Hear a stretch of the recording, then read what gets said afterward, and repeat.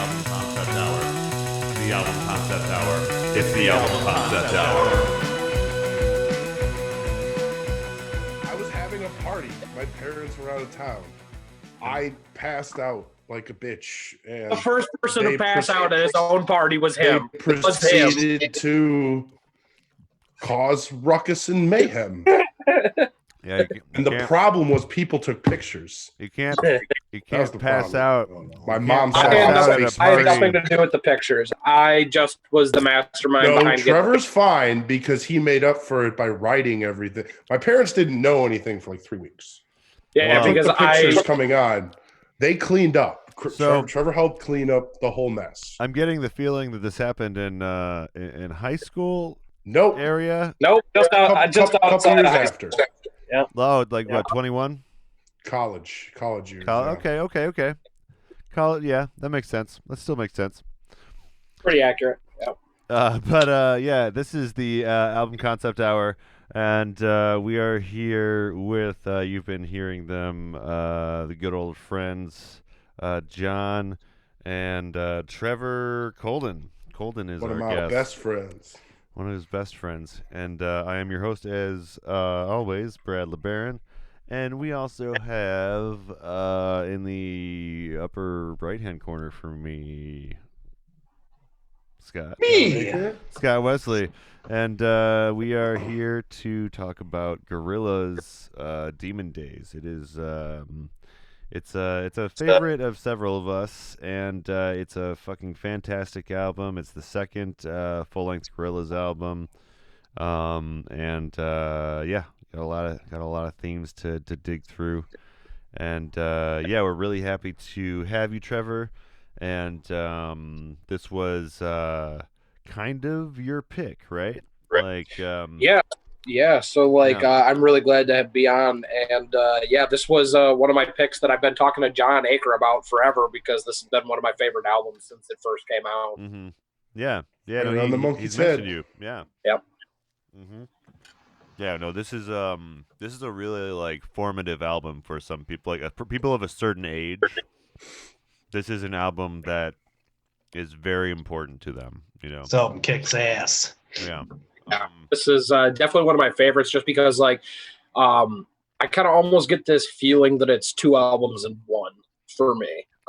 Just because you kind of get the sense that it's going one direction.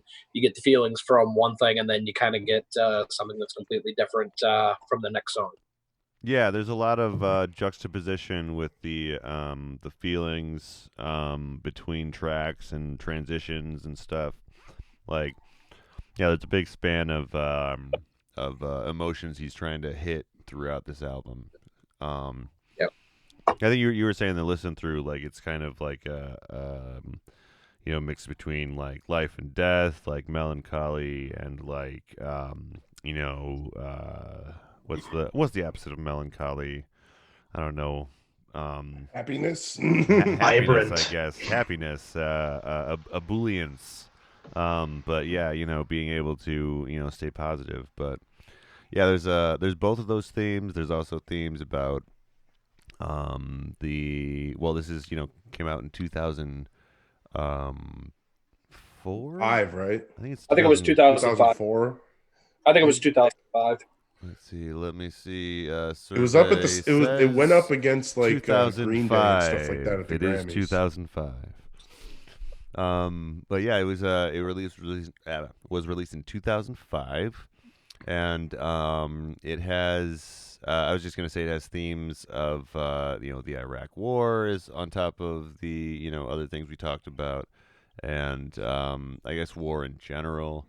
And what he sees the current generation getting into with like the kids with guns stuff and some other stuff. So there's like some personal stuff, some political stuff, like some this album goes a lot of places. So for sure.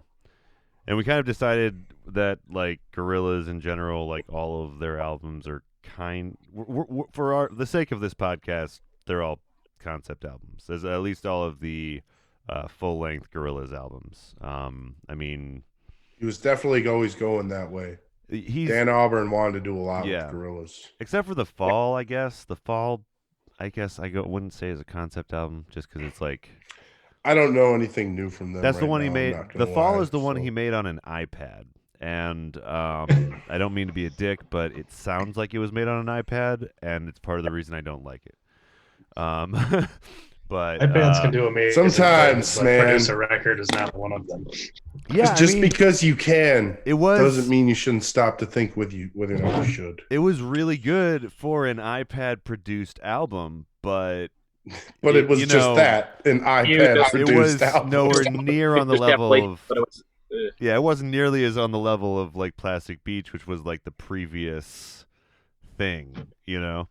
So that's my one beef with Dave. What's his name again? Dan Albarn. Dan Albarn.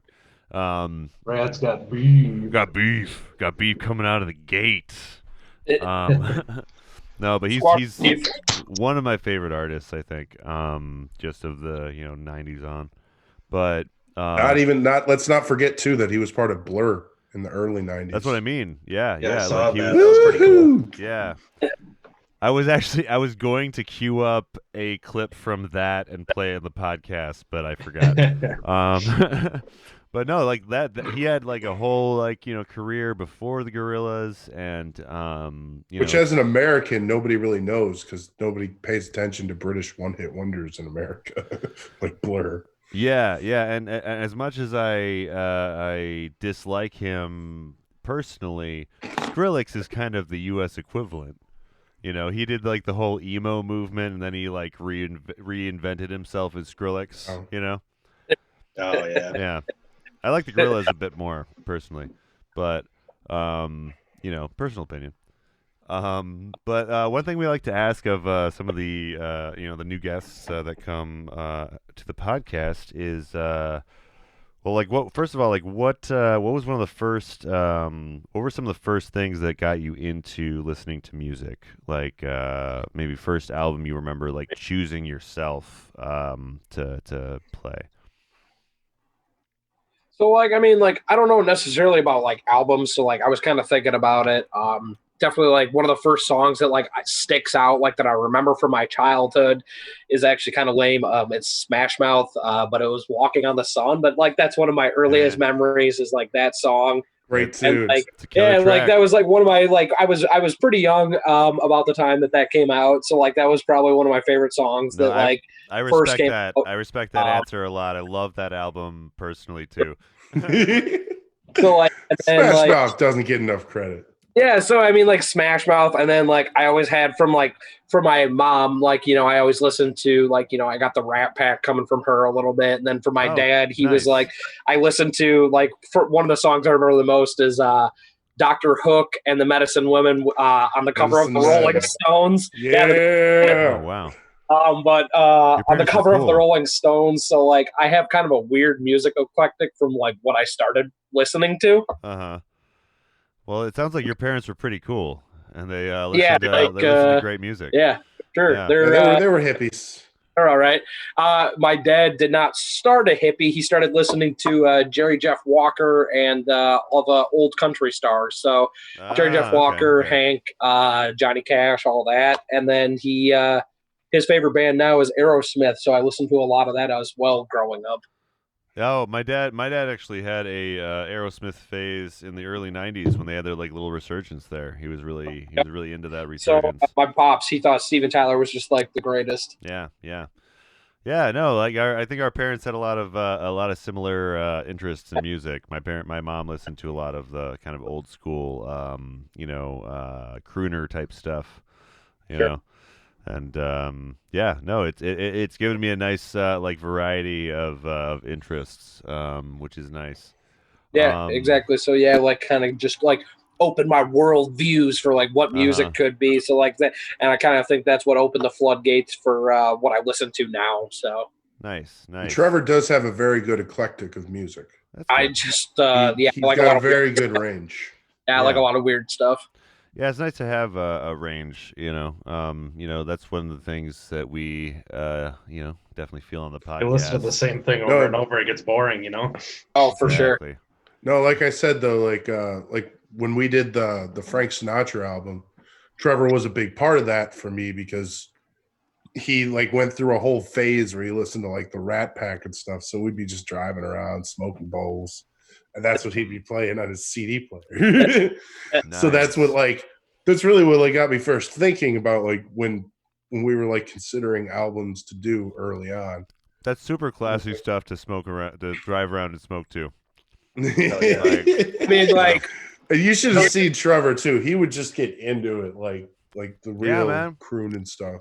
I was smoking a lot of weed at this time, and like this was also the time that I was working with John at Falbo's. So like, I kind of like another Falbo survivor right down there. Yep. I kind of had like this. I had this feeling where I was like, I wanted to be part of the Shea Bippy or something, but I was like, yeah. So I wanted to. I like the whole Rat Pack style. I thought it was cool. I was already working at a pizza joint, so yeah. Hell yeah. He would play that stuff in the shop anytime, any chance he got. Nice. Yeah, no, that's good stuff. It brings you way back and stuff. Oh, for sure. Yeah. But before we move on, do you want to? Oh, what about the desert island question? Right? How many? Yes. Which albums? 3 to 5. What you nail down, Trevor? I know you're having some difficulty with that. Yo, so like at one point I had 15 on the list, and I was really struggling narrowing it down. Yeah, it's hard. This is why I wanted him on the podcast. Tough question. Eventually today I got it to 8.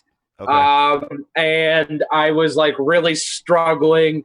And I finally, within like the last, I would say 45 minutes, like kind of finally got my last 5 on the list that I wanted to keep. Yeah. So I kind of screeched in there. It's hard, man. I know. Because I was really thinking about it because I was like, there's so many albums and kind of like, I don't want to like miss one set of music, like, because I want like a wide variety. Uh-huh. Yeah. So like, I was like, yo, if I'm going to be stuck on an island, like for an undetermined amount of time, like I want a variety. I'm glad you put thought into this.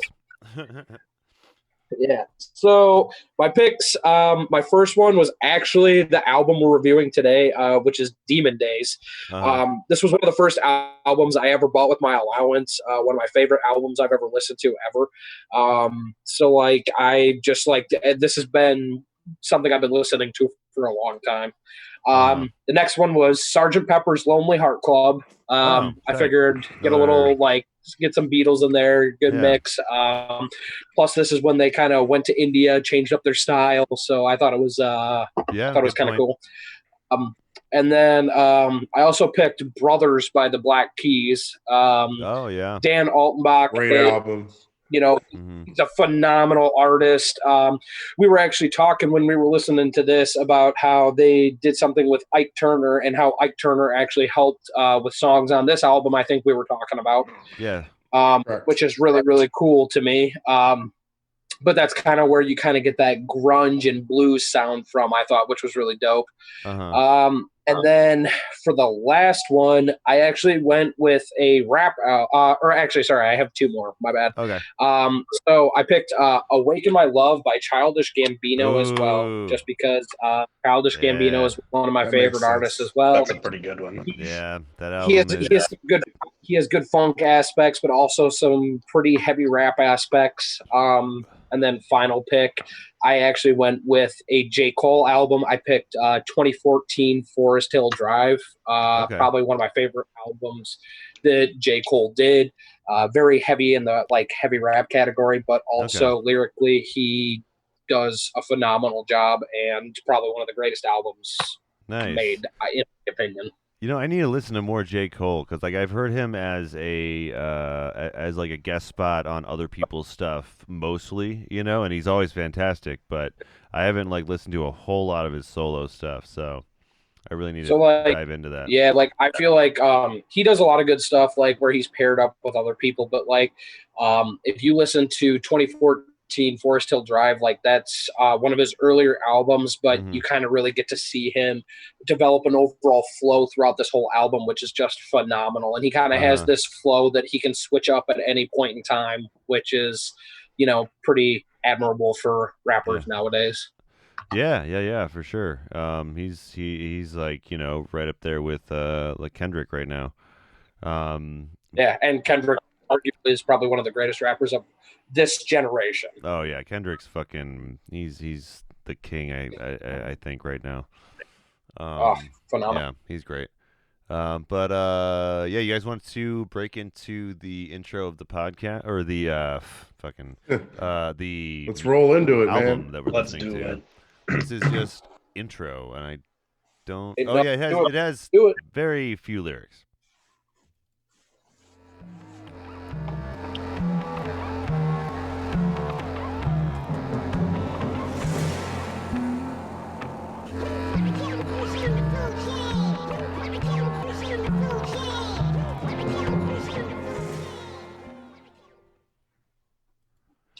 All right, yeah, that's the start of the album. But yeah, the first track is very much just like a introduction. It doesn't It really fits because the whole album's kind of like a weird album. And like the more I listen to it, go ahead, John. It's a good way to start a weird album with a weird just.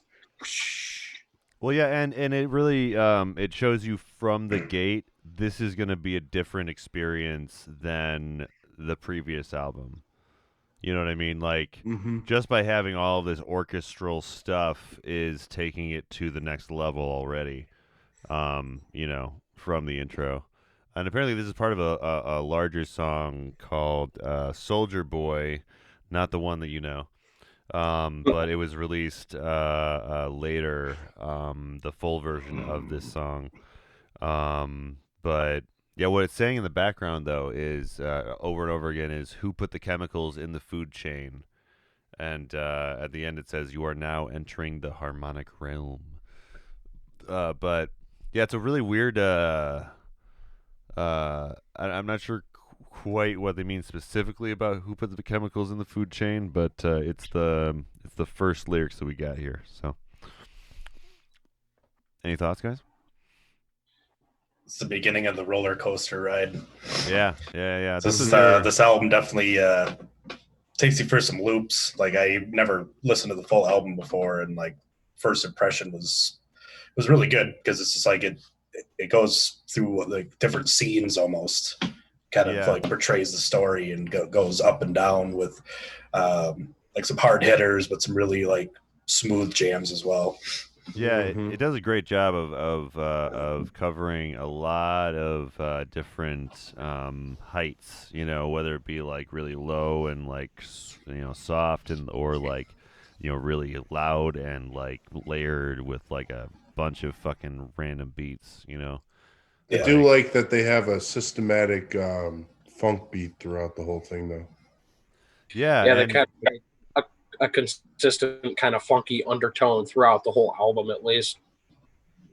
Yeah, I think that is something that it's like with Awaken My Love, that's like a newer album, but like this kind of like newer trend to like bring back some of the funk is really one of my favorite trends.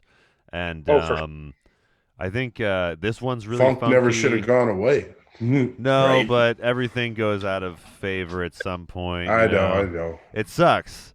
Like that's what I learned. Like doing some research on the Ventures a little bit. Basically, when surf music went out of fashion, they went out of fashion. But like this last track, is very like they have maybe.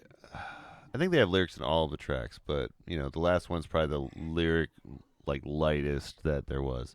But Sure. Yeah, the album, as we mentioned earlier, is talking about some life and death stuff, some war stuff, some so maybe the who put the chemicals in the food chain is like a reference to that and kind of a introduction to that theme.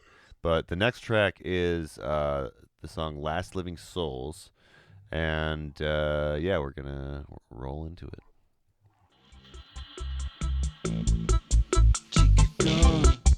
How you say that's no way to behave. And just so long, then we begin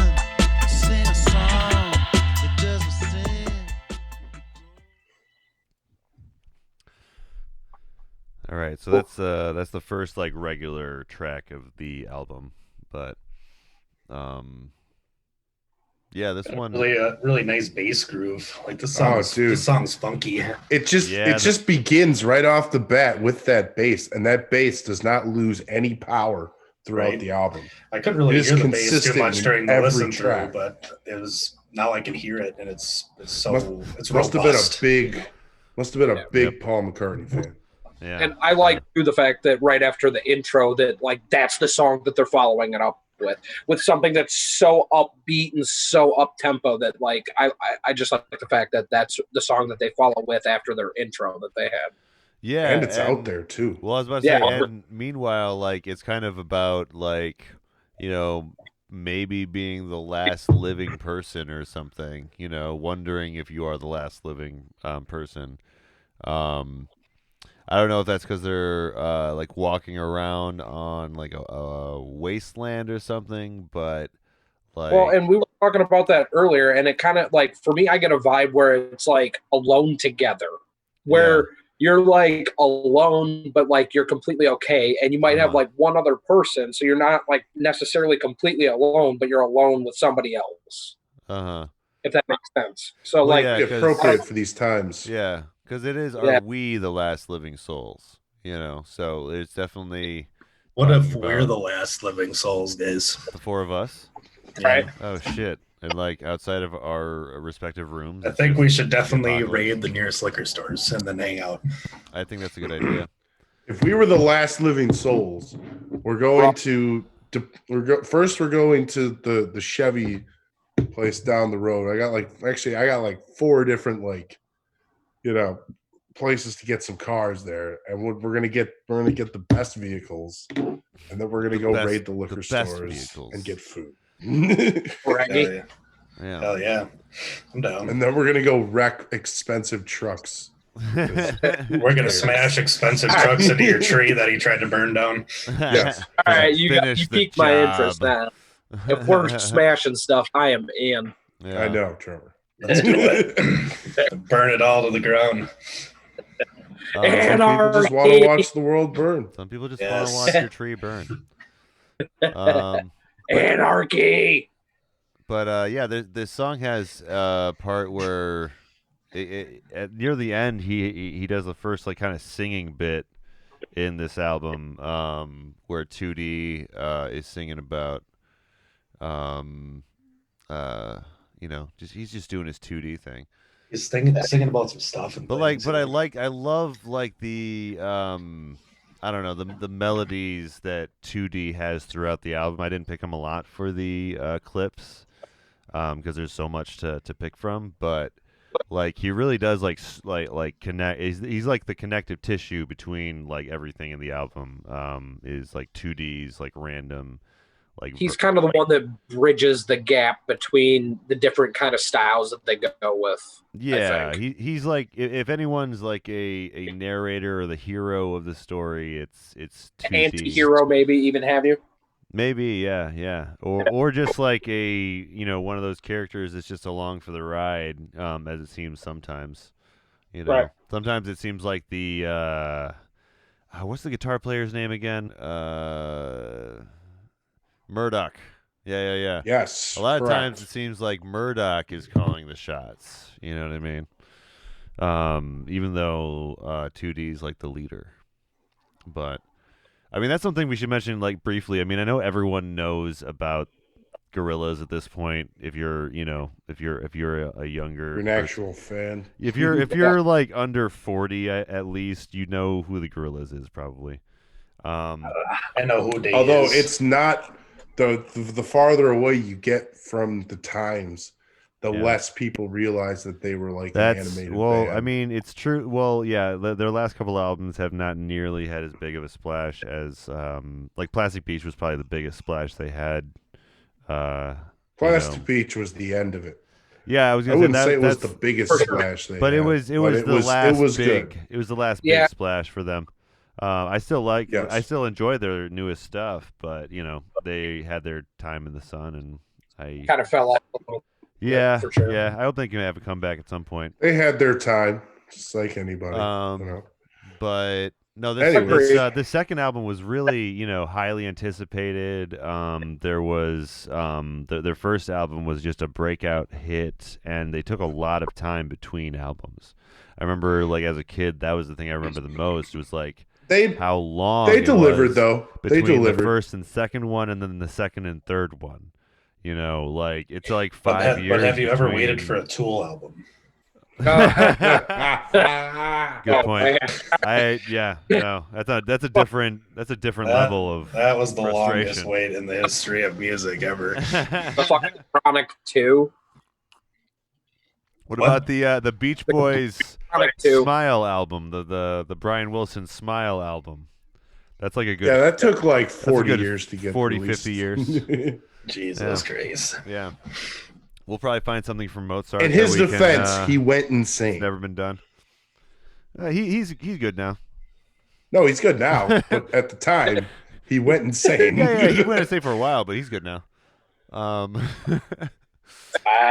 So track number 3. Track number 3. So this is one of my favorites. This it's is a Kids great with tune. Guns. There's a lot of remixes of this song, but this is Kids with Guns. Kids with guns. Easy does it, they got something to say. Now they're turning his head to monsters, turning his head to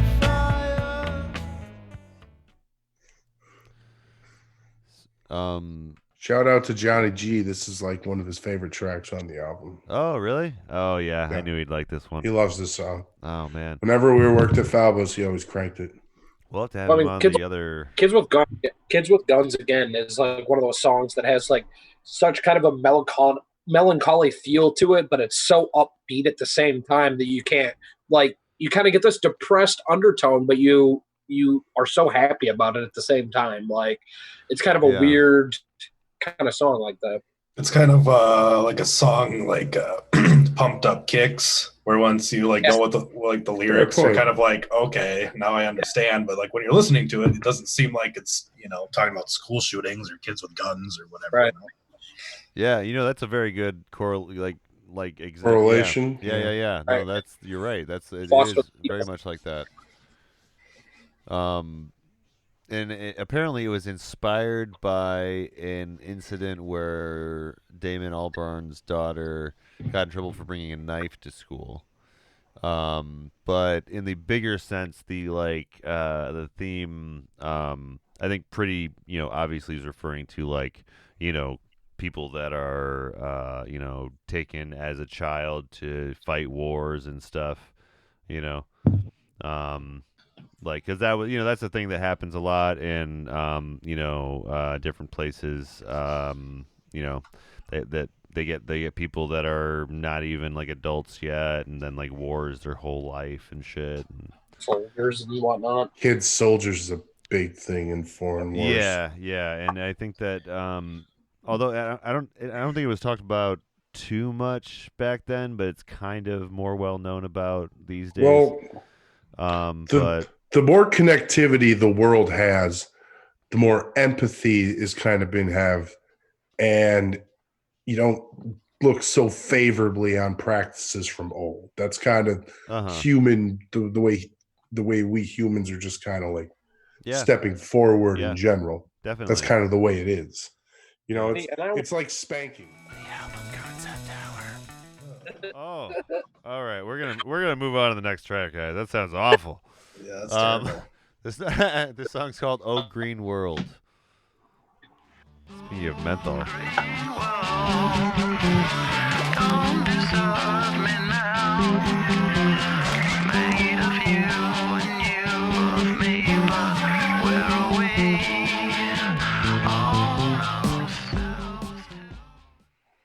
Oh man, those are some of those vocals I was talking about.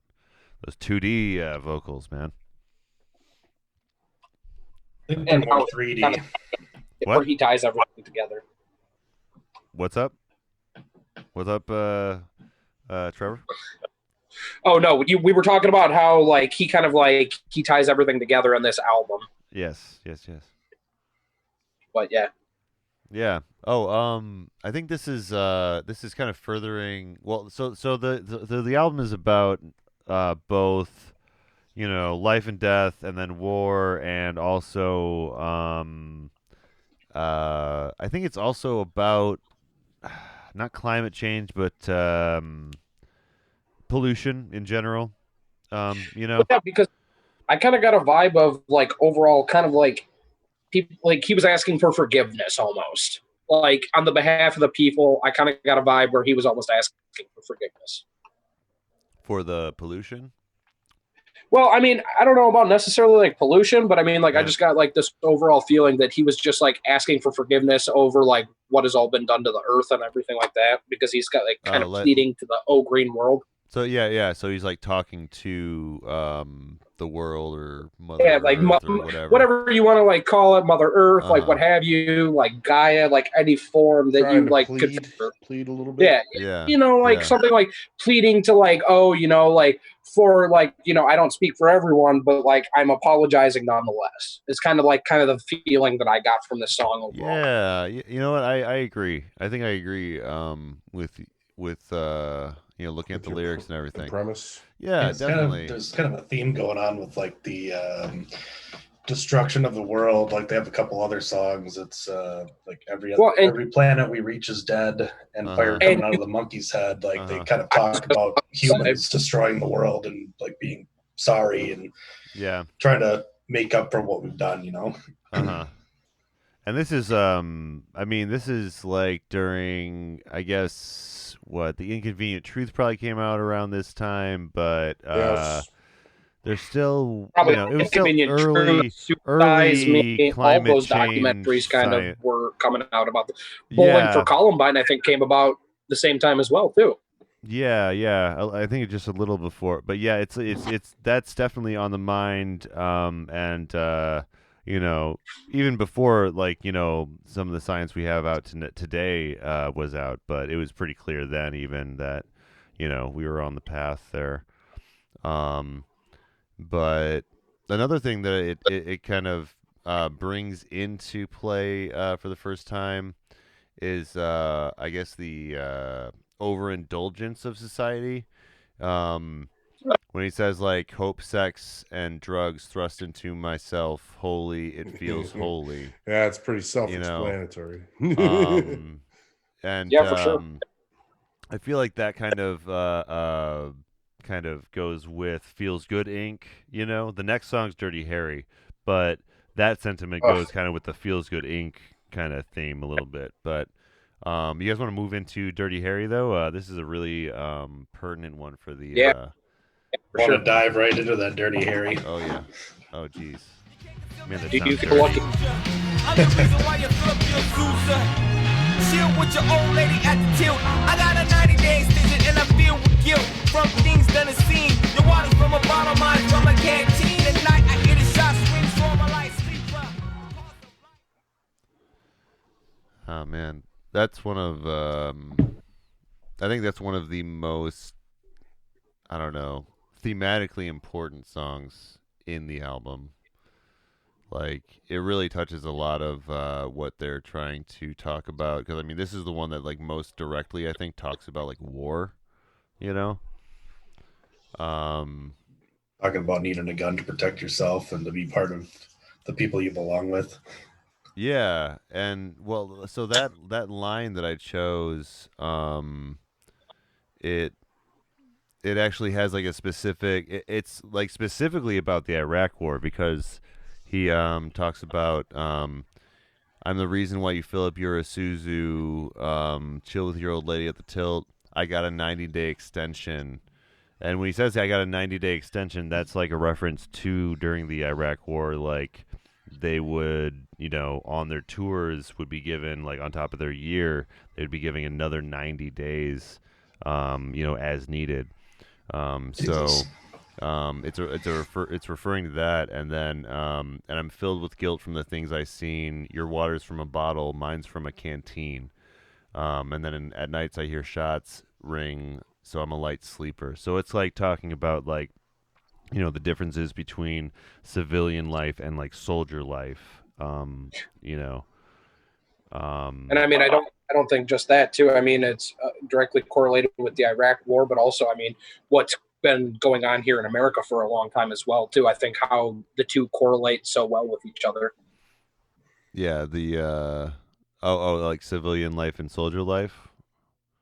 Yeah, I mean, like civilian soldier life. I mean, and then you also have, I mean, like, because you have like civilian life to like also soldier life when it is in terms to like gang life as well. So I mean, like, you have similar styles for each one. So I mean, like, I don't know. I guess the leap could be made. Yeah, definitely.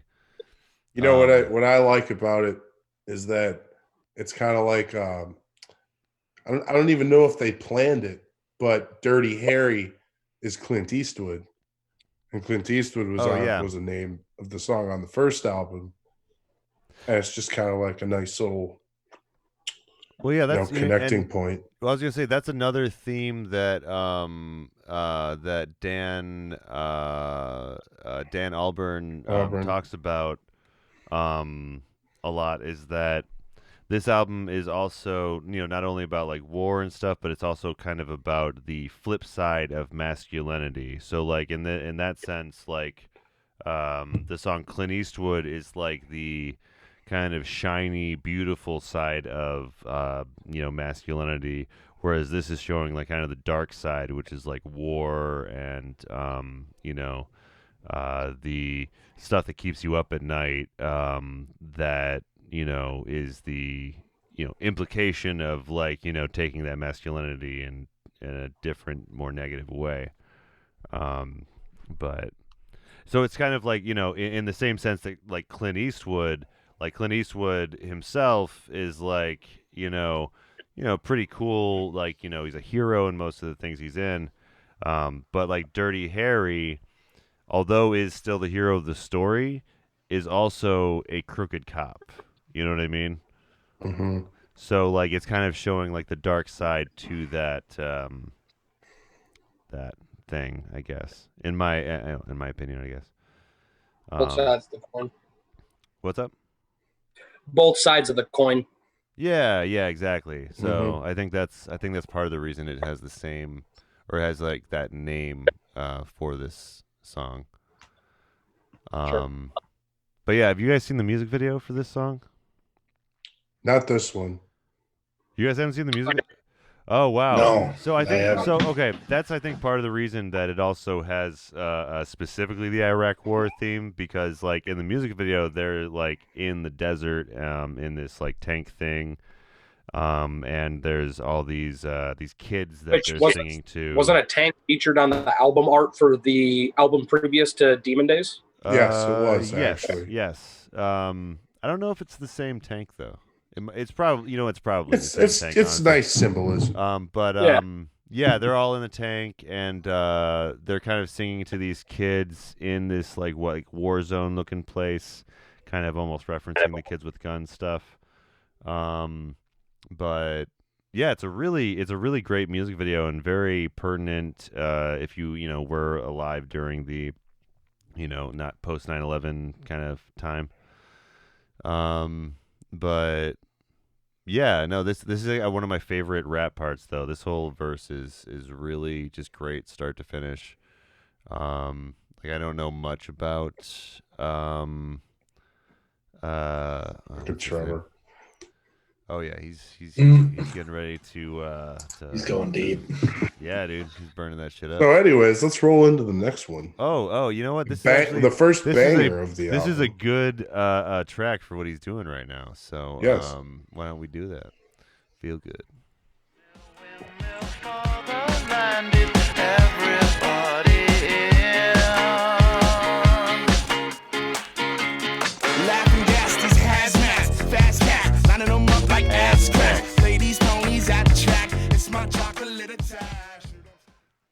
Oh my god, this fucking song! That's a great clip, but I wish you would have gotten the laughing.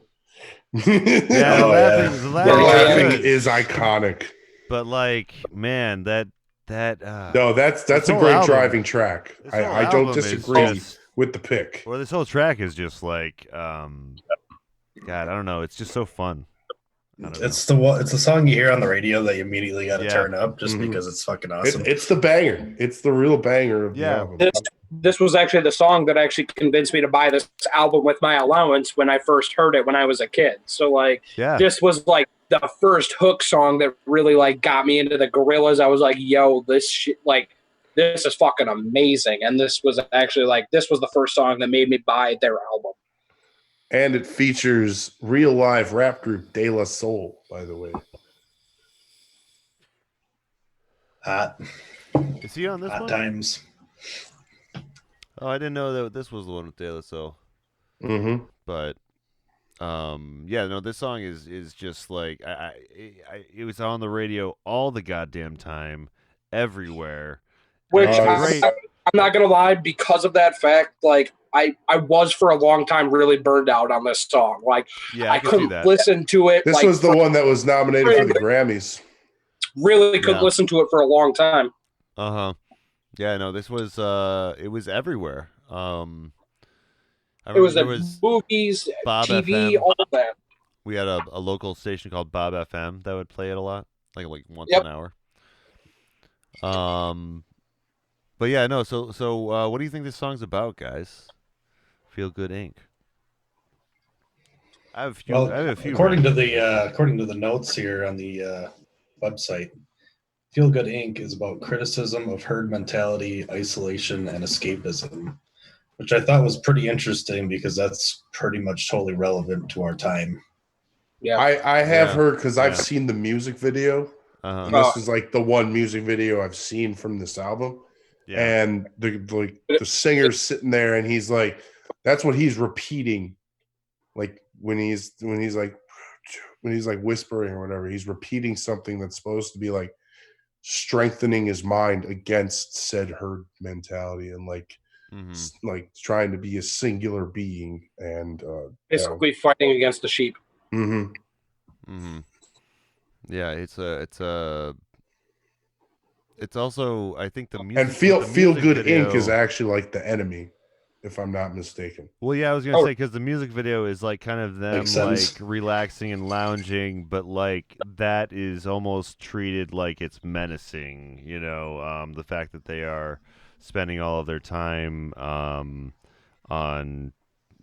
just pleasures rather than themselves or their art. They're kind of getting like drunk with their sure, where they've gotten in life. So like I think it's like kind of like if you pair it with the music video, it's almost like a self-isolation in that way. But I was gonna say I need to use the restroom, guys. So do you want to? I was gonna say after the next track, but I was gonna say maybe we should just play the next track and then stop after that, and then. Well, let's do two things quick. Let's do two things. Two things. Let's do what is Dave drinking? You want to do that, and then we'll play the first track, and then we'll go take a piss. All right. Well, all right. Here we go.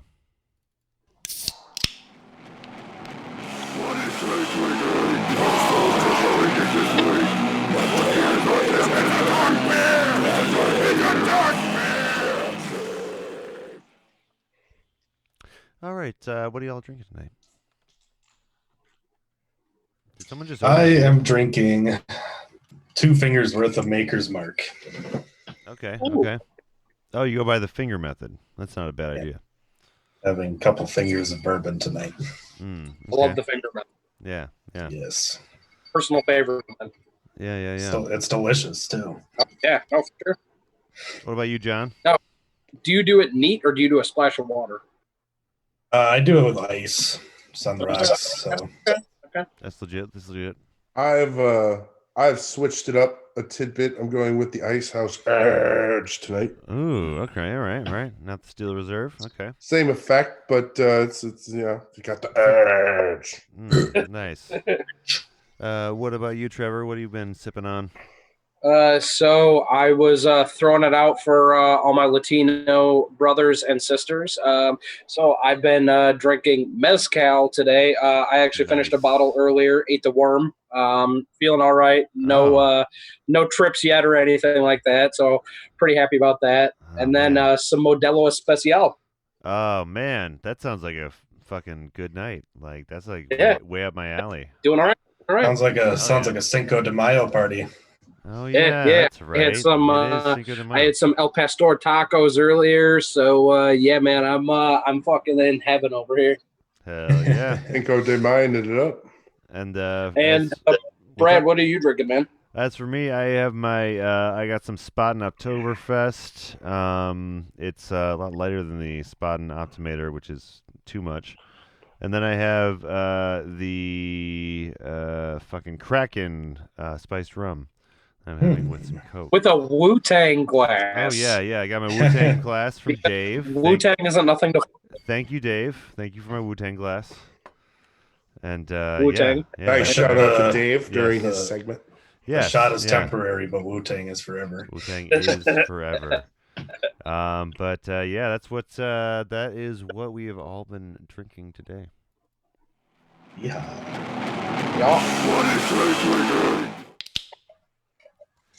All right, and then you want to exit on the track, guys? Let's do the clip, and then it's it's piss time. All right, Rock. Let's do it.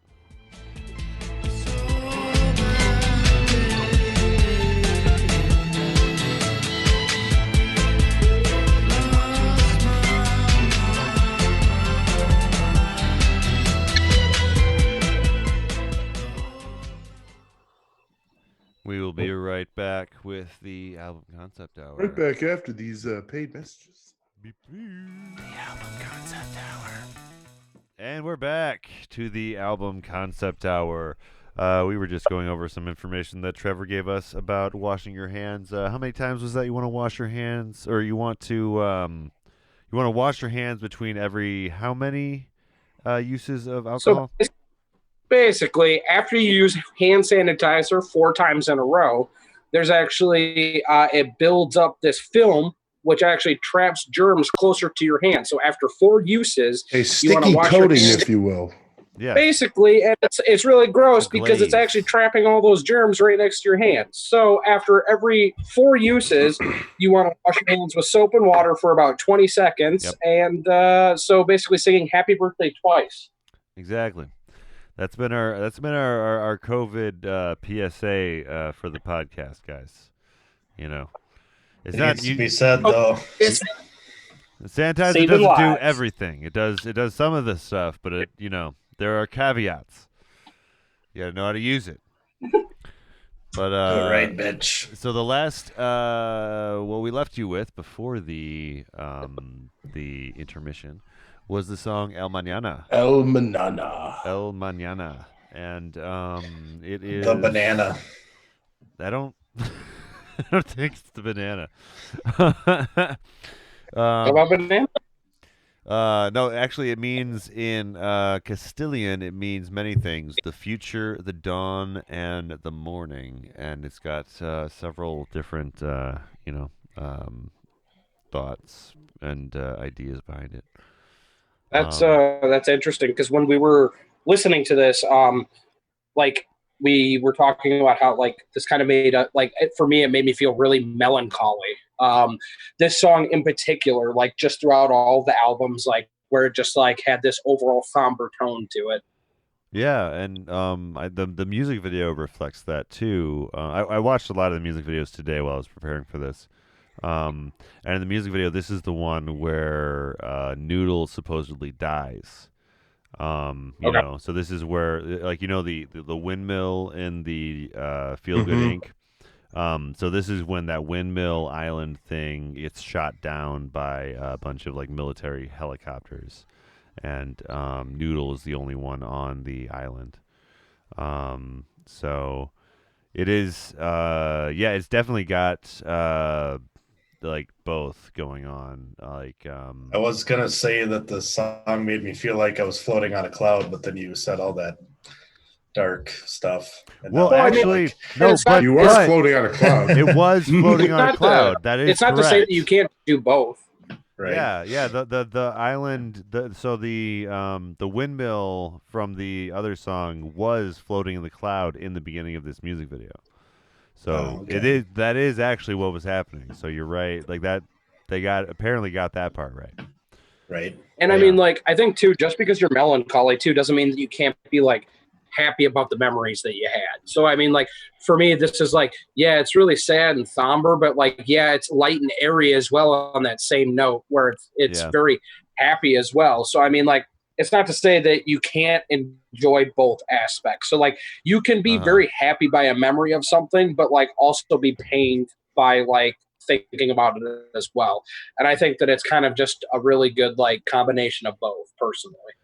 Yeah, well, it does have this line here that let's see, 10 years past tonight, you'll flee. If you do that, I'll be sworn to find you. So I mean, it is talking about time and change and being I guess being okay with that maybe, but also like understanding that is like a you have to leave certain things behind when you grow and you change, Which, I mean, acceptance can be one of the most painful things to do, too. I mean, definitely. Accepting something that, has come to pass or something that has happened or yet to happen. So, I mean, that's always well, it's always the last stage of grief. Yeah. Yeah, it can be like a really happy kind of freeing thing, but I mean, it's also one of those things where it's like so depressing as well on the same on the other side of the coin. It's kind of one of those things. Well, like, when you maybe grow apart from like childhood friends or something, or you maybe leave your hometown. It is a very somber kind of look at that, I think.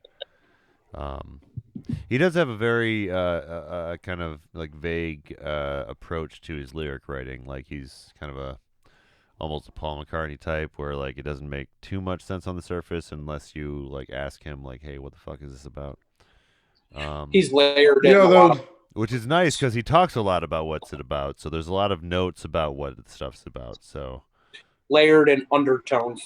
Mm-hmm. Yeah. On your point too, Brad, that it does make a lot of sense that he would write like that and sound like that because he would have grown up listening to Paul McCartney, and British especially, like, definitely he got a direct injection of that. Well, yeah, I mean, like the whole, there was like kind of a Blur versus what's the other big British band? Oh, are you talking about the do? Yeah. Nobody feels the way about Gallagher you brothers. like I do. Wonderwall. Oasis, yeah. Oasis.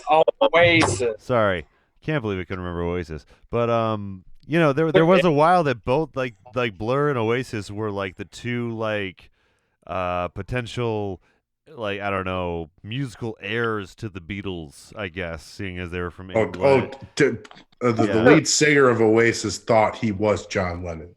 Yeah, I could see That's that. why he's wearing those sunglasses in the Wonderwall video and stuff. And some of the ways he sings sometimes too. Yes, correct. Yeah. I mean, arguably, I think probably the Red Hot Chili Peppers would be the Beatles of our generation. But I think it's I used to for use America, that, maybe. I was about to say I used to kind of use that term and try to find what the Beatles was of our generation, but like, I don't know if there really is one to me. Like I used to think the Killers was, and then in a way I thought like maybe Jack White and his friends were, but I don't know. I don't think anyone will ever be. Jack White's more of like an Eric Clapton to me than anything. Yeah, that's fair. He's kind of his own thing, and then he has other people come in and help him out. Mm-hmm. But man, those Beatles though, it's hard to reach that like level, of fame. Yeah, one of the few bands to top their own top hit with another from the same album. Mm-hmm. Yeah, man. I don't know if we mentioned it in the listen through yet, but about half of this album is also produced by no, Danger Mouse. Shit. Yeah, close. There is a mouse. But it is partially produced by Danger Mouse, which we are going to be covering Next week. Next week, yes, with we are going to be covering another person who's in this album, yes, MF Doom.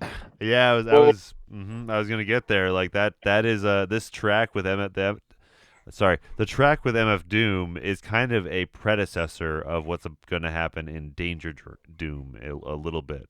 You know what I mean? Which I think if that album, if it's the one I know you're talking about, that one was made in 2005, if I'm not mistaken. Correct.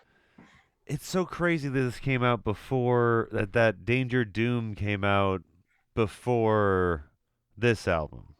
To me, I don't know. That doesn't seem to make sense to me. But that is really wild, though. Yeah, it seems like this should have come out before that, but I don't know. Maybe it took a while for.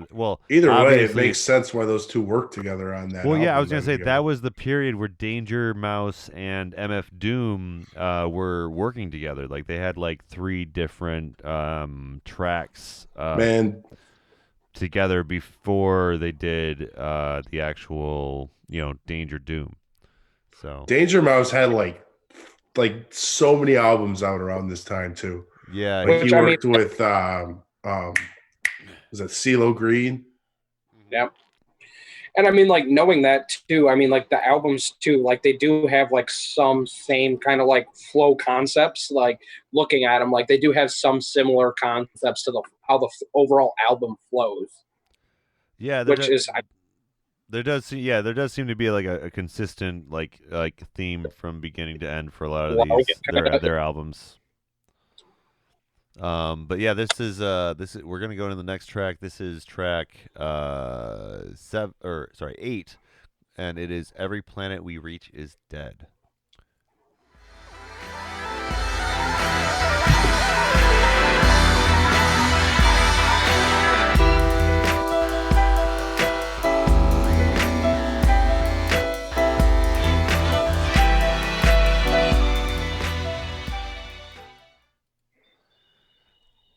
That's the one that I chose that is all instrumental. I wanted to choose at least one clip that was a good instrumental track. Was that the outro? It's was that part of the outro, Brad? Mid-song, I think. I think it's mid-song. Yeah. Okay. This is one of my favorite songs from the album too. I mean, it's like I kind of get such dreamy vibes from this like this song. Yeah. Yeah, it's like that's the like the way that 2D sings is kind of like dreamy and like in general. Yeah. He's always kind of in like a weird in between state.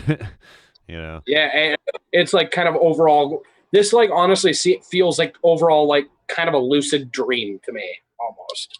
Uh-huh. I think it's like the piano kind of sets the vibe in this one, where it's almost like that really glitter of like fantasy, And the beginning of the song too is so like it's slow, but like I don't know, it just has such dreamy vibes overall, where it feels kind of like a lucid dream to me. Shout out to the Ike Turner sample. Yeah, that's pretty much what the piano is. Yep, it's got some Ike Turner in there. Ike Turner. And well, I just think that this one, first of all, has a very very much Danger Mouse vibe. Like this song, like we were talking before, but this one sounds very, very like Danger Mouse. I think he probably had a big part in this. But it's another furtheration or continuation of the theme of the album, because they're kind of, I guess, drumming home that point that, it's talked about a little later with, fire coming out of the monkey's head, that, even the other planets they reach, like, they are dead as well. Like basically, the other planets they reach with the sentience that they had made the same mistakes that we are making, I think, is kind of what he's saying loosely in this song, by saying every planet we reach is dead, is kind of saying like, Which, I mean, I guess it could follow on that whole dreamy vibe, but I mean, it's kind of in a different sense. It could almost be like a nightmare because every other hope that everyone kind of had is already done for. Yeah, and to find other planets that are already like toasted is like depressing. So in itself, yeah. yeah. It would be like if you were like a space traveler or something, and you. I'd be kind of bummed out to just like find a world that was just like completely decimated. Yeah, it's like, oh man, these guys could have done it, but I guess their greed got the best of them. Hope Oh, what? These guys had like 24/7. No way. I was like, God damn it! These guys seem really cool. Yeah. You ever see Battlestar Galactica? No, I haven't. That essentially happens in Battlestar Galactica at some point. So this next track is another really popular one. This is maybe one of the most popular. Alone. Like November has come, right? Yeah. I think that this is like a very well liked one in general, but here it is.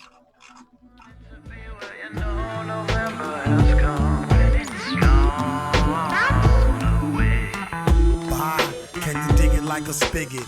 My guess is yes, you can. Like, can I kick it wicked? Lick a shot if you happy and you know it as you clap your hands to the thick snot. Fuck yeah, we got that. Shout out to motherfucking Doom. Motherfucking Doom. Fuck long. Yeah. I don't know. I don't want to geek out too much on MF Doom. I already did for a whole episode, but MF Doom, I mean, let's be honest. I mean, so MF Doom lyrically is probably one of the he's up there with one of the greatest rappers of all time. Though. He's got one of my favorite flows for sure. He can make a very like simple beat sound very complex, you know. Exactly, and then he can switch up the flow to it, just like the drop of a hat too. Yeah, it's insane, man. But it's really, really cool. But yeah, so he must have. So now that I know that this was actually released, before. So this was 2005, and Danger Doom was 2005 too. So this was the same year, actually. Demon Days. I don't know which one came first though. Is the only thing. But I mean, like I kind of get notes from both of those albums where I kind of get like samples from each one where they're both really, really close. So it's less than a year. One is May 11th, 2005, and then that's Demon Days, and then October 11th, 2005 in the U.S. It came out in The Mouse and the Mask. So this is the same year. That's let's see, May, June, July, August, September. So that's 4 months after this one. So I mean, like to have made them, they would have had to have made at the same time. Yeah, so I mean, I can only assume they were made at the same time. Exactly. Which one was really just released cool. before the other. Yeah, like this song and the previous track, you can really hear that era of. See, that would just make a lot of sense then, because like they would be sampling, like, they'd be toying with the ideas at the same time for both albums. Well, yeah, like Danger Mouse was in a particular headspace, and MF Doom was in a particular headspace, like. And I mean, I guess it could have been a failsafe too. I mean, had they seen that the Gorillaz stuff was like tanking and stuff and not really taking, they could have always pulled the whole other half of this whole Danger Doom idea that they had. I mean, it wouldn't have been that far of a leap either. I mean, it could have been a whole thing as well with that, where they were like, hey, we have this idea, but we aren't sure if we really want to per se release it. Or maybe they had, some sort of other deal set up with that along the lines. Well, that's true. Sometimes the way that these are written, like beats go back and forth between a few people, and like verses go back and forth between a few people until they can create the perfect combination of like the verse and the beat that like works really well. So it is definitely possible that this was like shopped around, or even had other life outside of this album. So yeah, that's a good point for sure. But what about themes here? Do you guys think that there's any themes that like kind of contribute to the rest of the album themes? I know that there's like the verse that is like something started today. Where did it go? Where do you want to be? Well, November has come when it's gone away. Well, wasn't there that line from what was that fucking V from Vendetta? Like, remember the 5th of November. I mean, November has always been kind of a signifier that death is kind of on the doorstep. November has always been kind of a signifier that like death is not necessarily there, but it's always been kind of on the doorstep. So like, because like that's really the end of fall, and that's kind of the beginning of winter when it's like a full freeze over, when everything is pretty much dead or, gone at that point. And which they do bring up, November has come and, everything is dead and gone. Okay. Yeah. I mean, they could be talking about, as in reference to like, the coming seasons, November is kind of signifies as like a coming of death. Well, and he is, in other, songs kind of talking about, similar themes as far as like, what was it? We've talked about pollution and stuff, and that effect on the planet, like begging for forgiveness and stuff, kind of almost from so maybe it's touching, I guess what have you. Yeah, so maybe it's touching on that previous theme that they brought up earlier in that way, because even November, that's when in certain areas that even nature goes into like a hibernation, Sure. Yeah. So yeah. Hey Brad, what's up? I'm so I'm reading these lyrics here. Yes. From verse 2, MF Doom. Okay. And what was that band Veronica was talking about on the Jerusalem album that she was listening to? Tribe Called Quest. Yes. See, they actually make a little reference there. My guess is yes. What is this here? My guess is yes, you can. Like, can I kick it wicked? Oh, no shit. Yeah. That's a straight up reference to that. Yeah, no, that's awesome. I was about to say, because it says in the notes for this song that it interpolates that song.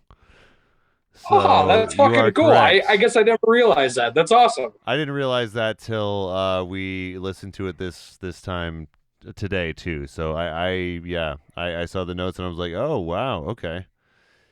Wow, no shit. Yeah.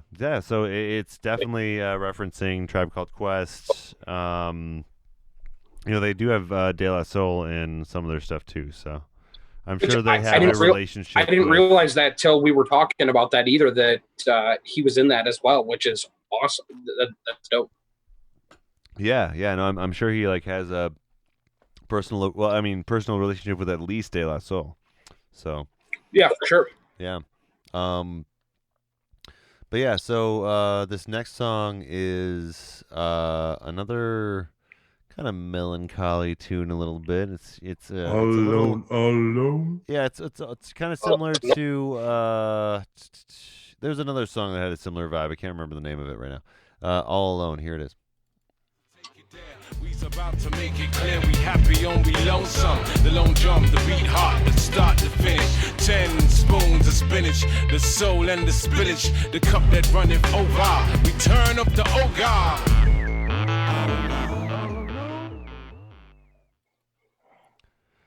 Honestly, it kind of reminds me of Dirty Harry a little bit. That song gets hard. That's awesome. For sure. Yeah, that's actually a really awesome song. It goes hard. Yeah, for sure. Yeah. Oh, and the beginning of the dude's verse, his name is Roots Manuva, and he just brings up Leviticus, Deuteronomy. He just like he just brings up these two books of the Bible randomly before he starts singing, which are both just mad biblical. Yeah, Old Testament. They're about like the kind of old school Old Testament laws and stuff. I don't know exactly why he brings them up, but yeah, this song's got a really, really nice. He's got a nice verse in this song, and overall really great flow. Yeah. I almost wanted to use the bridge, which has Martina Topley Bird, which has that really really nice, just kind of when they hit that crescendo almost. Yeah, it goes into this like crescendo bridge thing that's different than the rest of the song, and there's a nice chorus. Where you hit like basically like you kind of like it builds to this huge point, and then like you kind of are at like the clearing in the forest almost, if you will, and like I know the exact part that I mean like that's honestly one of the greatest parts of that song too. I agree. Mm-hmm. Yeah. Overall, the song is just it's really good. It was hard not to pick that part, but I loved the rap of this song so much, especially the last part there, where he's like, let's see, we's about to make it clear, we happy or we lonesome, the long jump, the beat heart, this from start to finish, 10 spoons of spinach, the soul and the spillage, the cup that runneth over, the return of the ogre, like. Just and the way he says it is just so great to me, like the return of the ogre, just like really overall flow, kind of just hits the perfect mark at every opportune second. Yeah, which the feeling I always got from this song, was like because he repeats the all alone, is really just like a person like almost sitting like knees up against the chest, like. Really self-contemplating, all alone, and then those voices, like voices in his head, fetal position, and like projecting outwards. Mm-hmm. See, because I almost got like kind of a vibe where like I felt like two similar themes going with Last Living Souls and All Alone. With these two songs, like I got two really similar kind of themes, or at least for me, like that's how it felt. Mm-hmm. Maybe that's what I was. Maybe that's what I was thinking of earlier. No, I mean I definitely get Dirty Harry vibes as well from it, because I mean like it's just kind of like that overall kind of gritty, kind of like dirty, kind of song to it. Yeah. But I mean like from with like All Alone, because it's just like it's that whole alone factor. It's again like you're by yourself, and I get that with Last Living Souls, and I get that with like All Alone. Yeah, I could see them connect. Like if they played like one after another, like they'd seem very, very connected. I think. But see, I mean, like that's why when we were talking about how like this is two different, like I feel like it's two different albums, is because like I feel like that's why they spaced it apart. Okay, I could see that. Like that's kind of why like they wanted space in between. They didn't want like a reoccurring thing too early on in the album. They wanted you to kind of have some breathing room. Yeah, like this kind of connects more with like the last three tracks. This is more similar to what's going on in the last three. Agreed. Yeah. I can see where you're going with that. I just want to mention one more thing before we move on about the lyrics. There's a really interesting, the line that I just mentioned, 10 spoons of spinach, that's obviously Popeye, being strong. The soul and the spillage, the cup that runneth over, that's a reference to Jesus. So we got Popeye, then Jesus, and then Return of the Ogre, which is referring to their autobiography, which is called Rise of the Ogre. So, it's those three lines basically are just like, talking about how badass he thinks that the Gorillaz are, I guess. Or for comparing them to Popeye and Jesus and fucking It's a really good point. I never even thought of it that way. Yeah, well, thankfully I have Genius.com here to guide me along the way. Yeah, I've been sitting here reading a bunch of the like the side notes, like every few, like on this song especially, every few they got like the side notes, and reading into it, like you get like the full story of the album, and it's really cool that somebody took the time to go through each track and do it like that, Well, and it also seems like Damon Albarn actually did answered a lot of questions about the specifics about this album. Like that's the weird thing, is there's a lot of these are like actual quotes from him, whereas like some lyrics we have where there's it's just people contributing what they think it's about. Like This is him being like, yeah, this is about this. Yeah, which is kind of nice, He doesn't give a fuck. He wants people to know what it's about. Yeah, well, and he's good at talking about it too. He's good at expressing what it's about. So, this next song though is called "White Light." Here it goes.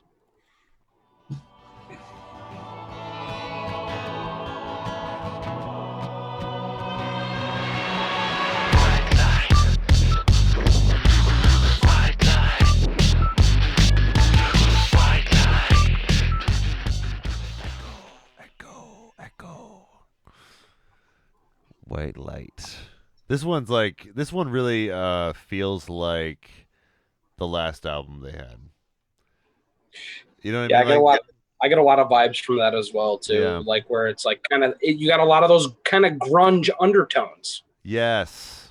Where it's like that's why, like, honestly, this is probably actually my least favorite song on this whole album. But like when they go from like that straight grunge and it's so heavy grunge, and they're like literally bringing you to the white light at the end of the tunnel. Like when they hit that point where it's so soft and kind of like heavenly and dreamy, and where they're kind of like floating you through. Like I was listening to this yesterday, and like honestly, this is one of my least favorite songs on this whole album. But like that whole, like, I don't get me wrong, like I love the grunge aspect, but like this song, like it was a little too much at points, if that makes sense. But like when they hit that kind of overall soft point where you've hit the clearing, like that is probably what makes this whole song for me. Yeah, it's one of those songs that is very much, it's kind of like an instrumental almost. I mean, it's got a few lyrics, but like the lyrics are used in an instrumental kind of way. Would like to know why they repeat alcohol 3 times every once in a while. So, okay, this is another little note here. According to the notes, Noodle said in the autobiography, Rise of the Ogre we mentioned before, that this song is about the relentless fury of alcohol, the focused drive and singular thirst that is the kind of desire that desire creates. One man's passion is another man's addiction. Alcohol is one of the ways we suppress our indecisions. Oh shit! I honestly did not think that it would be like taking a stance like that. Like I never would have guessed that that's why. Well, what's weird though is like it's coming from the character Noodle in an autobiography, which is like, you know, obviously not. Like, you know, it's fiction because it's like all the characters are fictional characters.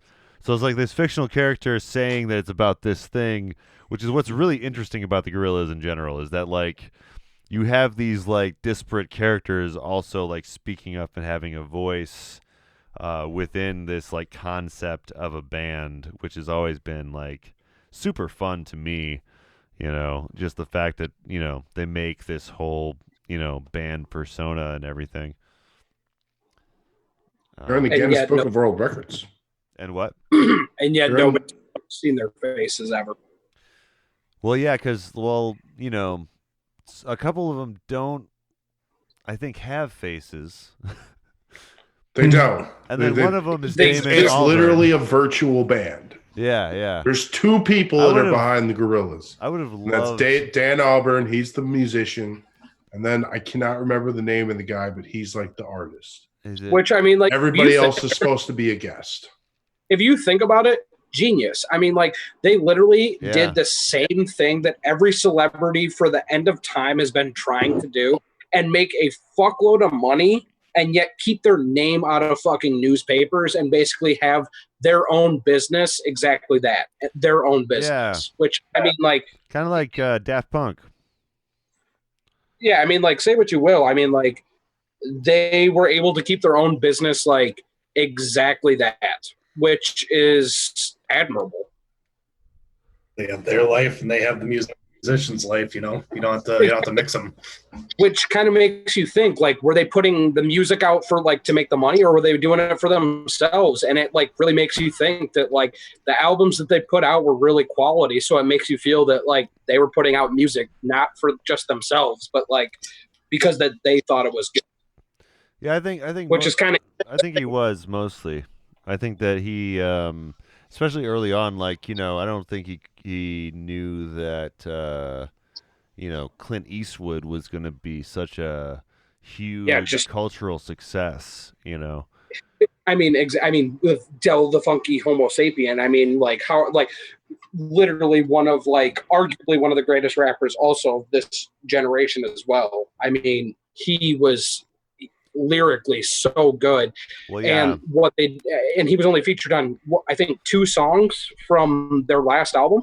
Well, yeah, and ironically, he got overshadowed by his role in Clint Eastwood. You know what I mean? He had a Deltron 3030 came out, I think, the same year, and he got more attention from the Clint Eastwood thing than from his own thing, and which I'm sure it's very disheartening. Which I'm sure he was salty about.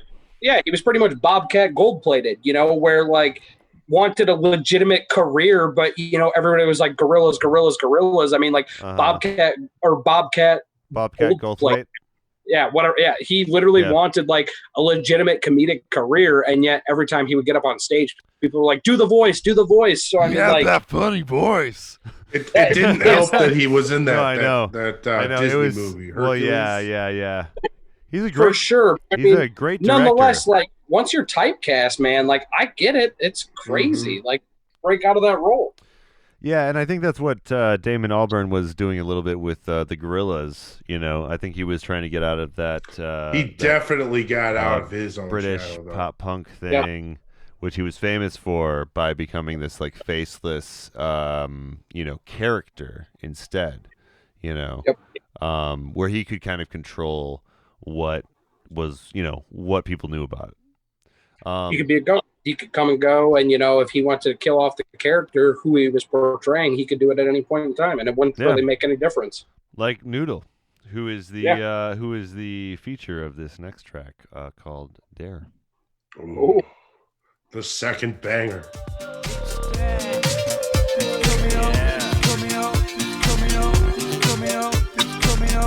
It's there. You've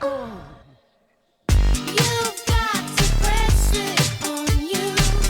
You just think That's what you do. You do, baby. You do. Oh, great tune. Yeah. Dare is really, it was one of the ones that it wasn't a hit at first, but looking back, this is the one people play This probably was more. the Grammy. This was the one that got nominated for the Grammys. I think it won a Grammy, actually. Wow, okay. But yeah, one of my earliest memories too of this album too is when I was a kid watching MTV. If you guys have ever seen the original music video of this, they played this a lot, and it was something. The head. It was really something else. The music video is really weird for this one. Yeah.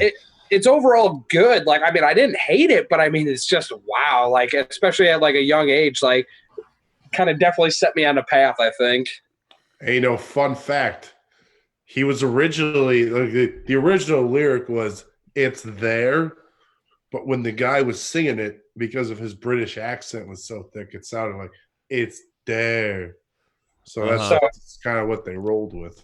Yep. That's really crazy because I overall from this song, I kind of get a Rise of Frankenstein kind of feel from it. So I feel Frankenstein is being the Frankenstein's monster is being created because even all when they're when he's getting to that, it's coming up, it's dare. It sounds like he's saying it's dead, but the second verse when he's doing that for the second chorus, he takes a longer pause than he does for the first one. And it's not much, but it's that longer one where you're kind of on edge for is it gonna survive? So you kind of get that overall feeling of for me, it was Frankenstein's monster. Yeah. Well, I think the clip that we chose has that gap you were just talking about. Yeah. The extended gap. Yeah. Because it does. And I picked that, I liked that one versus the first one just because you kind of it leaves you on edge just that second longer. Well, yeah, the first one doesn't actually stop. It just goes to a different part in the music video. It goes to a different part of the house where it's not as loud, Mm-hmm. There's not an actual gap, whereas the second part, there's like it just stops completely, and then it starts again, like Kind completely. of like almost a heart arrhythmia slash, like it's dead, which is what I've always heard. I actually, I mean, is that what he is saying in this song, or is it's dare, which is what I was wondering. So okay. Originally, he was saying, it's there. It's there. Originally, That's that the was original lyric. supposed to be the original. And lyric. then because of pronunciation, they changed it to "it's dare." But I like your interpretation of it. As in, because it does seem to have like certain like not like straight horror qualities, but like no, kind no, of but like, I mean, like I kind of got like reoccurring themes of that throughout like this. So like from like Dirty Harry, there's a part where like he starts howling. And I kind of got like Wolfman vibes, and I was like, oh, this is kind of like reminiscent of like classic Wolfman, kind of like the old movies like that. From El Mania, I kind of got like a Dracula vibe. I mean, he's kind of by himself. He's the last kind of person of his own, and he's kind of the last like. So I got like old horror movie vibes, kind of from some of these songs, which was another theme that I kind of got from this whole. Interesting. You ever hear the Gnarls Barkley album? The one that's got Crazy on it. Saying Elsewhere. Saying Elsewhere. Yeah. I don't think I've listened to it from front to back, but I was about to say it's got a similar kind of vibe to this album, and well, that's Danger Mouse again too. Yes, definitely. Yes, that is. He's the producer. But yeah, he was the other half of Gnarls Barkley. Well, I was about to say, like, was him and CeeLo. It's got a very similar vibe, almost very similar time period, and that album actually even more specifically covers the kind of like audio themes that you're talking about. You should definitely give it a chance because it like for sure I'll listen to it from front to back. There's like literally like a haunted house track, I believe, on that album, but so maybe that's bleeding through overall, into this. Yeah. Because like it seems like this is like in between. It's in between, Danger Mouse's work with Gnarls Barkley and Danger Mouse's work with MF Doom. So it's like. So I mean, that's really surprising that all of that kind of aligns together. I know. That's really cool, though. Yeah, this is the first time I'm thinking about it, but yeah, it is kind of cool. Just Danger Mouse was just fucking killing it those 2 years, like hard. I would honestly be interested to see what Danger Mouse had his hand in for the else, because I mean, like that whole 2005 era. Elsewhere, he had his hand in the whole thing. He was the other half of Gnarls Barkley. It was him and CeeLo. Yeah. I would just to see what he had his hand in, just because overall, I mean, like he almost like from what this conversation we've been having about just this album, it sounds like he almost shaped the way that like music has been kind of influenced since like 2005, at least for that era, which is actually like kind of interesting because I mean, he put out 3 major albums that I mean, like that we have all heard of and that we all have, like feasibly liked enough. I mean, like arguably he could have been like a person that kind of altered the way that music has been listened to, because like Crazy, that song was like #1 on the charts for how long? And I mean, how many people listened to that song and arguably made CeeLo Green's, it did make CeeLo Green's career. It made him a household name. That's the whole thing. So like he had his hand in all of that. So I mean, like that's really actually insane. I know, man. It's just a very eccentric. Yeah, it's really like cool. Producer. Like, yeah, good. Like, man, explosion of talent. This is his time. This is point. definitely his time. If you take just like that music style alone, like how many people sampled from all of that stuff too? Yeah. How many people, I mean, like were, like how many people did he influence and did he shape the way? Because like 3 albums, like say what you will, but I mean, like, did he shape like the way that like a certain music style was made for the American people? Maybe. I an argument could be made. Yeah. As far as that's crazy. Yeah, 2000s goes. Yeah, probably. One last fun fact about this song, though. Yeah. For the chorus, it was actually a melding of vocals between Noodle, Tootie, and Sean Ryder. Okay. Oh no, good. Okay. Nice collaboration type of deal. That's Mhm. dope. Well, this next track starts kind of a different section of the album. Like we were talking about earlier, like the next three tracks kind of work together really well together as far as their kind of own theme and emphasizing the theme of the rest of the album really well. So So this is I kind of had a theory on this when we're done. okay. Well, I this have a- is Fire Coming Out of the Monkey's Head featuring Dennis Hopper. So Easy Rider. In the sound. Distant first, that grew into cacophony so immense that it could be heard far away in space. There were no screams. There was no time. The mountain called Monkey had spoken.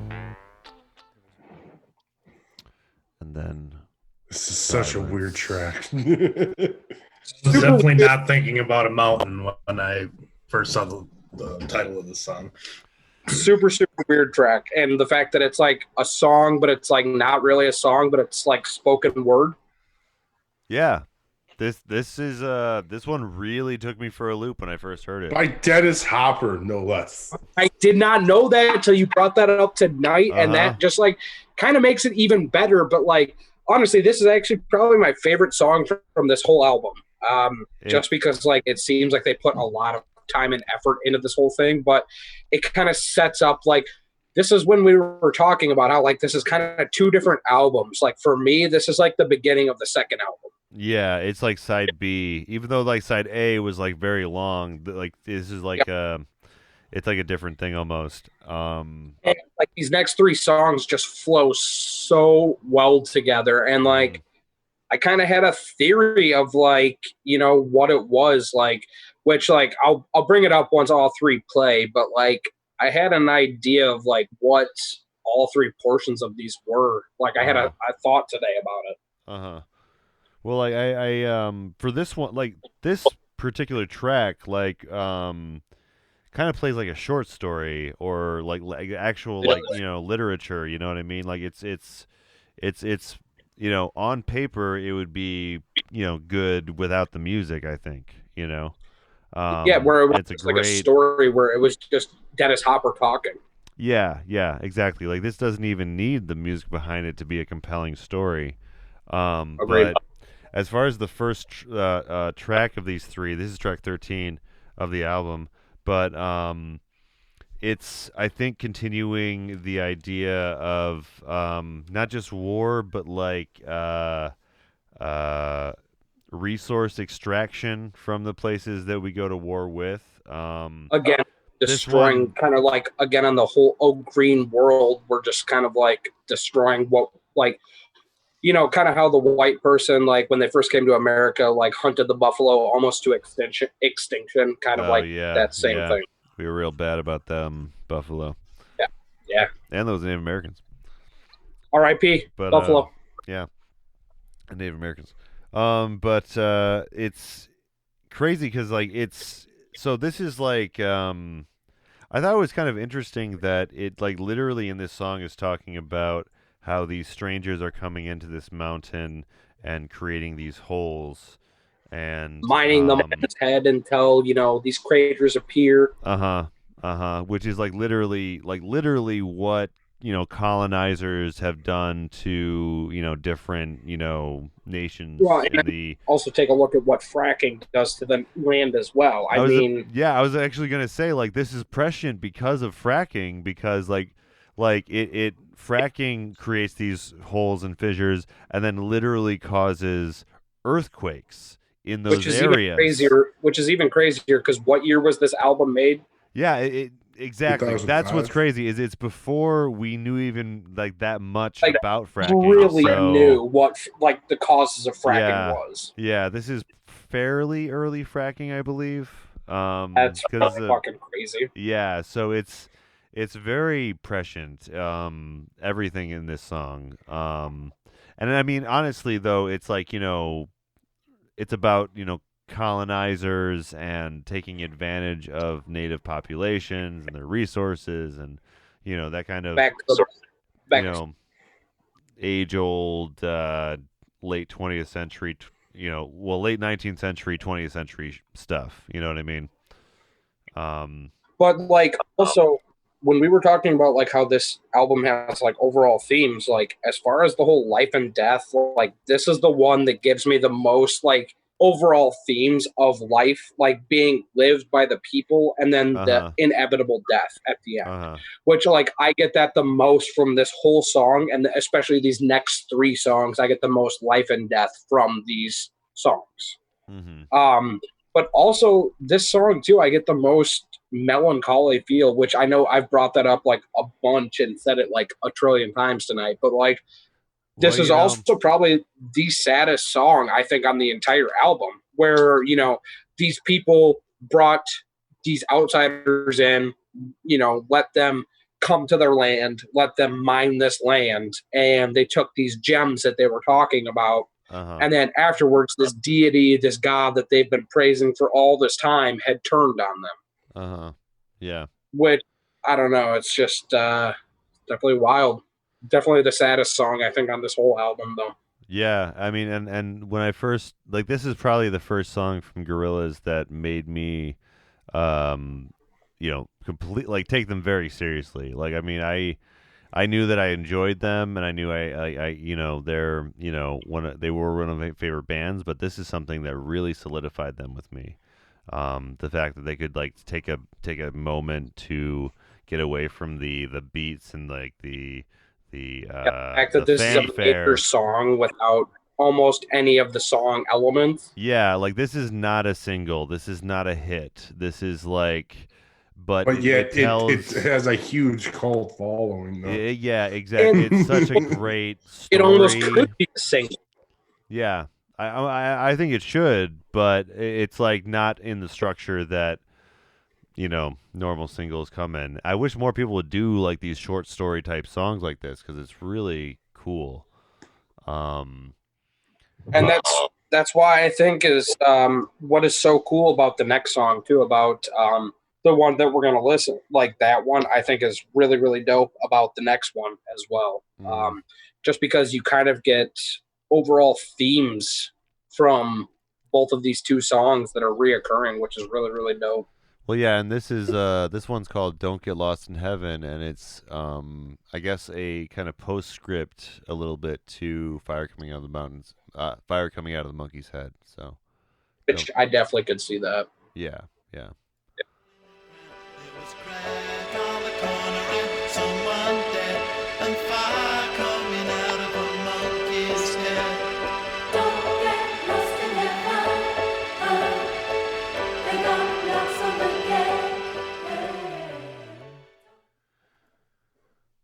So yeah, like he mentions the fire coming out of the monkey's head in this line, but one of the lines that I didn't realize what he said until this listen through was there was crack on the corner and someone dead and fire coming out of the monkey's head.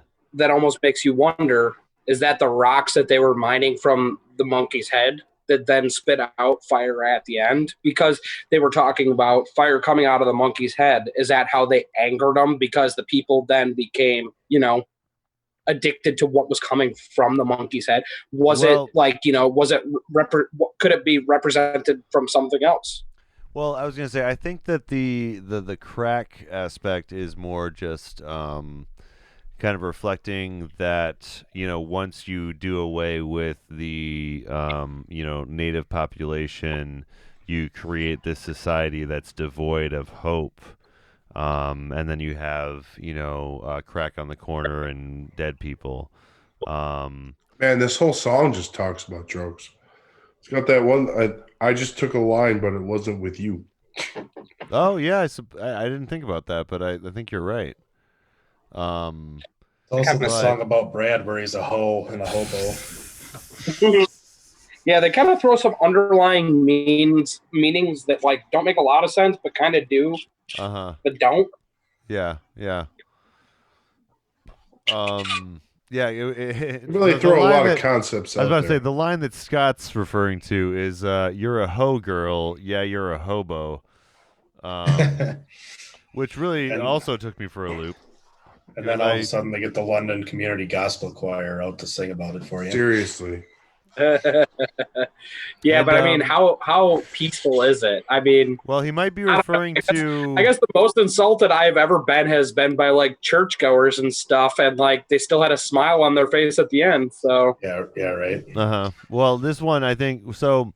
It could be referring to this character Paula, who apparently cheated on 2D with Murdoc. In the lore, snap diggity dog. The lore of Gorillaz. Okay. I don't know for sure that that's it, but that was something that was happening in the previous album. Some straight up Fleetwood Mac shit right there. Damn right. Yeah, right. Yeah, between these like 3D CGI characters, you know. There's like all of this like. Hold on, so is it really cheating if it's just their cartoon characters? Like, well, I mean, I guess it depends on you know what how emotionally involved they are and what they promise to one another. You know, you know that's their cartoon characters. It's all very important to their relationship. Anyways. Yeah, this is one that this song really has a very positive vibe considering it's after fire coming out of the monkey's head. But then real positive. Yeah, but then we have the song. The closest one I get to this one, "Don't Get Lost in Heaven," is actually White Light. Even though I dislike White Light, I kind of get that overall like you've reached your destination, kind of. Or, you know, this is kind of like the last test before you get there. That's kind of the overall kind of feeling that I get from this. Even though that I feel that this is kind of a different portion of the album, I think it's kind of reminiscent of White Light almost. Well, yeah, they're both kind of almost intermission type songs, you know. Both kind of life and death short. kind of. Yeah, I can see that.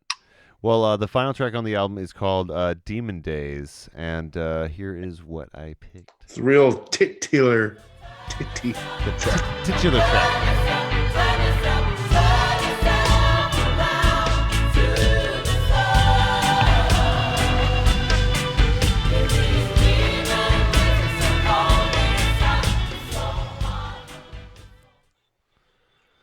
Oh man, I love the what is it? The London Community Gospel Choir does that. Yeah, right.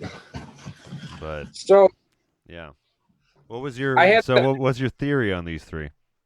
So I had a theory. So fire coming out of the monkey's head obviously represents death. Don't get lost in heaven, even though like it signifies that you kind of reached heaven. I didn't get as much heaven vibes from it. So I kind of realized that is actually the in-between. It's kind of like don't get lost in what you think is heaven.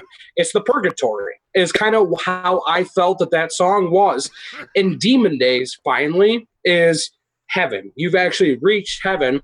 And I mean, if you're talking about like biblical kind of items, which they were talking about earlier, Demon Days, like all the angels will come back to earth after it's been destroyed to fight the devil. So I mean, Demon Days like was kind of the overall, like Revelation type stuff. Yeah, like so kind of like Revelation. So like when all the angels and everybody who has ascended to heaven comes back to fight all the demons that have run amok on earth, basically. Yeah. So that was kind of the overall kind of feeling. And that's why it was like a message. Don't get lost in heaven, because it was like the step before. Because sometimes people get stuck in purgatory and they're there for eons and eons. But like Demon Days is actually heaven. It's after the earth has been destroyed, which is what was established in fire coming out of the monkey's head. So the earth has been done. Green World was kind of asking for forgiveness because we knew it was coming. Mm-hmm. And then you have like White Light. White Light was kind of us kind of almost reaching that point. You have fire coming out of the monkey's head, which was us like hitting that final kind of exit ramp.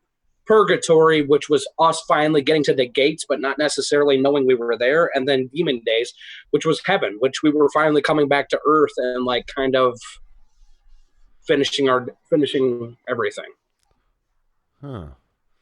That was the theory that I had, and just kind of the overall vibes that I got from it, from the last three songs. Yeah. I really like it ties well into the kind of whole album, I thought. Yeah, yeah, I really enjoy your theory, actually, because like I mean that does like that ties in a lot of like what he's actually saying throughout the album, especially like the 2D parts, in particular, that ties those together like pretty well, but yeah, I think that. Oh man, sorry, you gave me a lot to think about with that the last. Yeah, I part. know. Like, I literally, I kind of had a jump start on it because, like, Well, I I think that had this thought. Like, I Well, called I- John Aker yesterday, and I had this thought because I was like, oh, like, because listening to that final song, Demon Days, like, I never really realized it, and like, that is heaven. Like, it was like you thought that you were in heaven before, but it was actually just purgatory, and like, that's what made me realize that this album was kind of the whole life and death aspect, where it was the living, the resurrection, and then the thereafter. Well, so here's the thing. So what I was thinking about Demon Days myself is that like Demon Days represents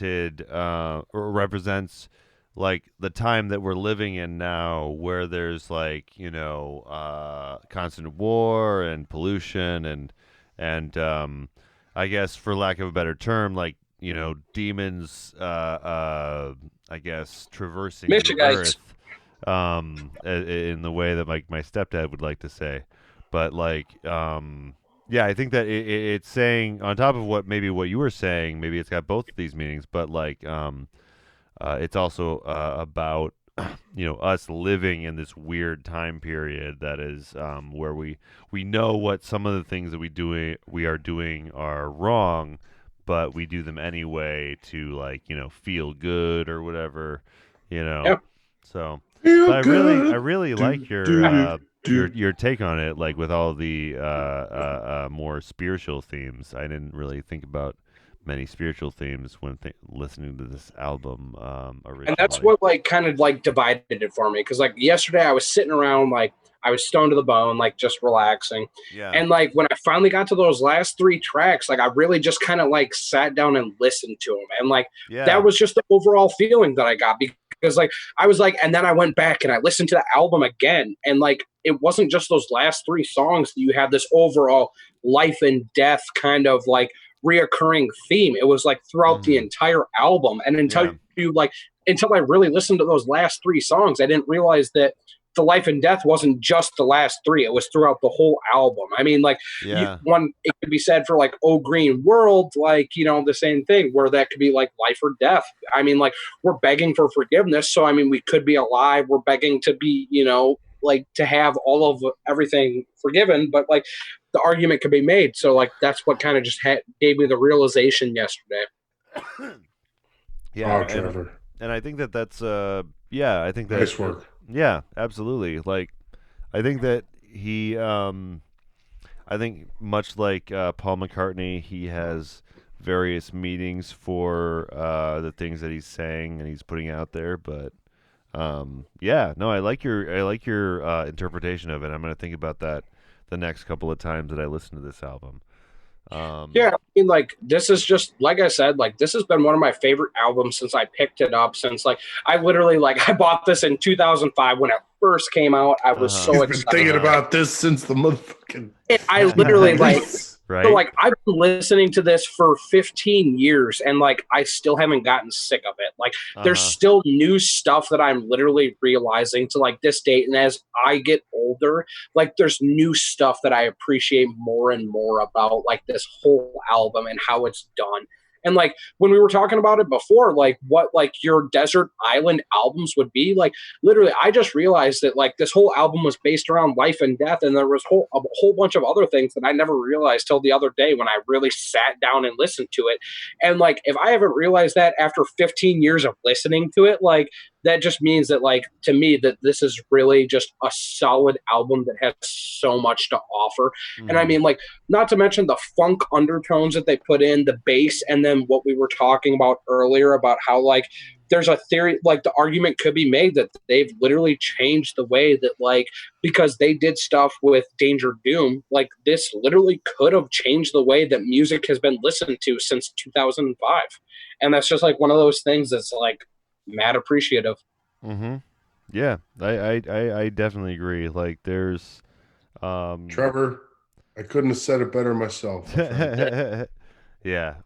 This is a fun album. I can't wait to do Plastic Beach. That's the next one we might do for Gorillaz in the distant future here. Like this is a fan favorite. This of the Gorillaz albums. I think that this is probably the favorite of Gorillaz fans. It's definitely like the most critically acclaimed as well. Yeah, I would think so. I would agree with that. Yeah, For sure.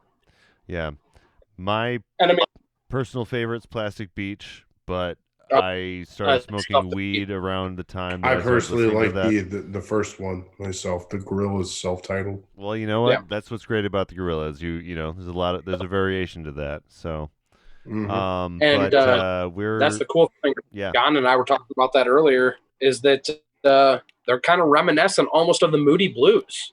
Is like, because if you listen to one Moody Blues album, like it's completely different from the last. And like it's something that you can appreciate from every album, but like it's kind of neat like that. Yeah, there's growth you can tell from the Yeah, band. for sure. Yeah. Well, we're running out of time here. I just wanted to. There's one last little thing that we like to do at the end of the podcast, and that's kind of go around the horn and ask what everyone has been listening to lately. So I'm going to go from the order that I see on my screen. Scott first, then. What have you been jamming on lately? Just a little bit of everything, I guess. I couldn't really decide what to listen to the other day, so I just hit shuffle on my Pandora, and it's just been playing like all the stations that I have. Nice. So it's a weird mix because it's like all of a sudden there's like house music, and then there's like really heavy death metal, and then there's like pop rock to like something. Yeah, like I bet your softer, Pandora. so it's just like I bet your Pandora is changing more and more the longer you're on this podcast.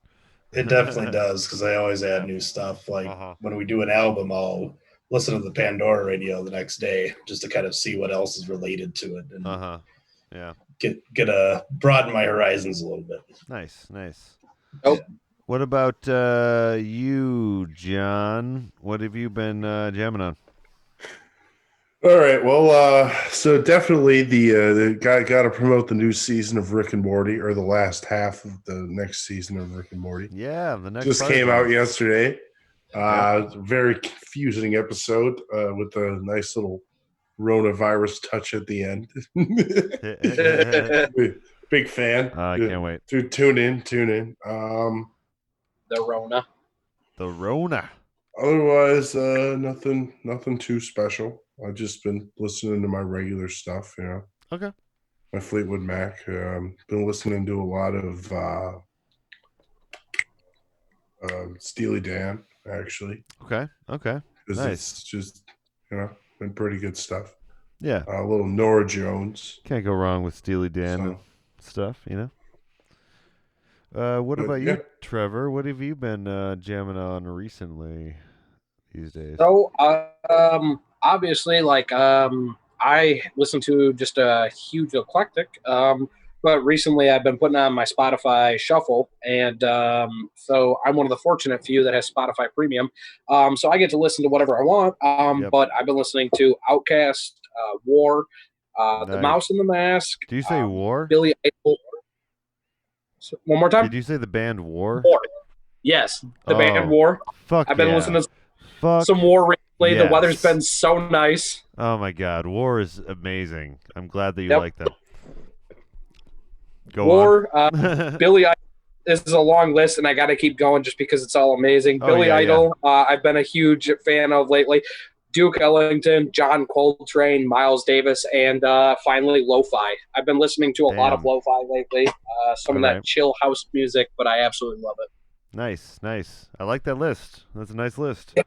Yeah, big eclectic. But, Yeah, no, I definitely feel like my rare- well, yeah. You got some of that jazz going on, which is nice. You know, jazz is always good. As for me, I have been listening to Thundercat has a new album out right now, which is I know that. That's awesome. which is really great. It's called It Is What It Is, and you can look up their music video, Dragon Ball Do-Rag, which is fantastic. I've also been listening to some Beastie Boys, which I do on occasion, and then this amazing underground rapper Tayamu Danku, and he just came out with an album called Collab Kong, and he's got Busta Rhymes on it. We just interviewed him for an upcoming podcast. Might as well introduce that now. The Rambunctious' podcast, Pick Apart the Passion, will be coming out hopefully soon after this one. And our first interview is with Tayamu Danku. So tune into that whenever it comes out. And yeah, other than that, like, listen to our past episodes. We have a lot out there right now. So listen to what we have out there. Comment on it. Go on iTunes. Fucking give us a review. We love you, fans. We love you guys. Good or bad, give us a review. Give us a review of some kind. And I mean, if you don't, your mom's a hoe. But yeah, you know, there's always that too. You know, so if you don't, just remember your mom's a hoe. And thanks, Trevor, for coming on tonight, yes, man. thank you Yes, so thank much. you. Yeah, I appreciate Oh my God. it. because of this whole Rona, I had nothing else to do. Thank you guys for having me. Dude, hell yeah, man. I mean, that's the one. Dude, one. You gotta get in the studio as soon as Rona's over. Yeah, We're dude. getting you in the studio. We gotta get you and Jake the Snake in here, man. Fucking. Oh, actually, Jake Snake Foster and I actually grew up together. He's known Jake longer than I have. Oh, yeah, we've actually we started on the same bowling team together, and I've known his dad since I think I was like 5 years old. Oh, well, that's awesome. Well, I mean, absolutely have to have you guys on here together then. Man. Yeah. Whenever this Rona has cleared out, we'll gotta get in My the studio. Rona. Yeah, fucking. My Corona. Fuck you, As Rona. Weird Al would saying, my Corona. My Corona. But yeah, thank you so much for being on the podcast, and yeah, we will see you later, everybody. This has been the Concept Hour. Thanks for listening. The Album Concept Hour is Brad LeBaron, Dave Gallagher, John Aker, and Scott Wesley. Special thanks to King Gizzard and the Lizard Wizard for the theme music. Please like us on Facebook or friend us on Twitter or MySpace and let us know what concept album you would like to hear on the podcast. See you on Side B. This has been a Revolver Audio production. Executive producer Brad LeBaron. For more podcasts, visit soundcloud.com/revolveraudio, or to support new content, visit ko-fi.com/revolveraudio.